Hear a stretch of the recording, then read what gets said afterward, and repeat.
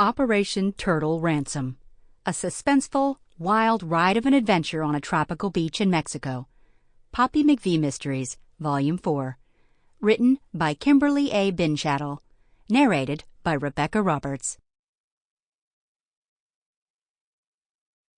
Chapter 1. The man had the pup by the scruff of the neck, and the poor thing was yipping with fear. I leaned over the woman sitting next to me to get a better look out the bus window at what was going on. The man was getting a talking to from some woman, his wife, who was drawing some attention. She shouted, gesturing in the air, while a little boy clung to her leg with one arm, his other clutching a chicken. I speak a little Spanish, but at the rate of speed words were flying from her mouth, I was lost. "What's she saying?" I asked the woman sitting next to me on the bus. She glanced at the scene. "El perro has perseguido el pollo. Él tiene que ir," she said. "The dog has gone after the chicken. He must go." "Ir? ¿Qué quieres decir ir?" "Go? What do you mean, go?" "Él persiguió el pollo," she said, as if it were obvious. "He went after the chicken." Chickens are vital to rural Mexicans. Dogs are not. That meant I leapt from my seat and pushed my way down the aisle. There had to be something I could do. As soon as my feet hit the dusty road, I made a beeline for the dog. "Disculpa! Disculpa!"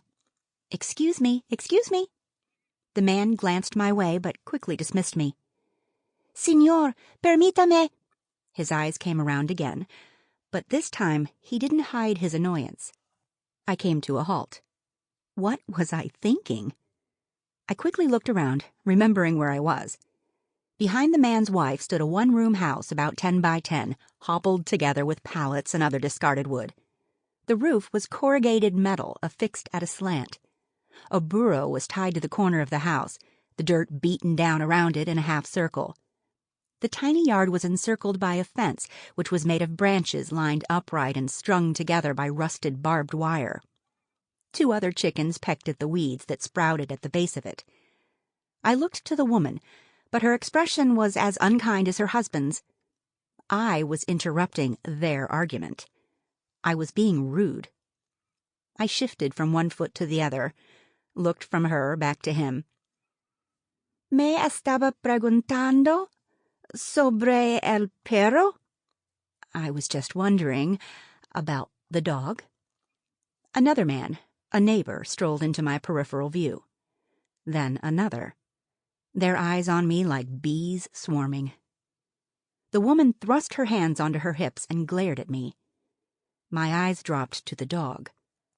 Mostly black, with brown on her face, ears, and legs, and small white accents on her nose and feet. Part hound, part shepherd, maybe.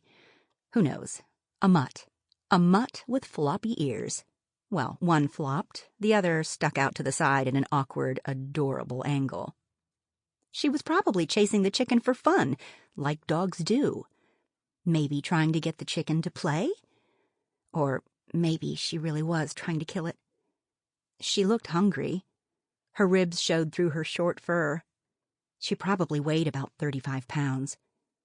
I guessed by her size and skeletal structure she should have weighed more like 50. She looked up at me with soft, brown, pleading eyes. "Está de venta la perra?" I blurted. "Is the dog for sale?" The man's eyebrows bent together and his mouth dropped open a little. The situation wasn't ideal, offering money, but at the moment I didn't know what else to do. The man stared at me.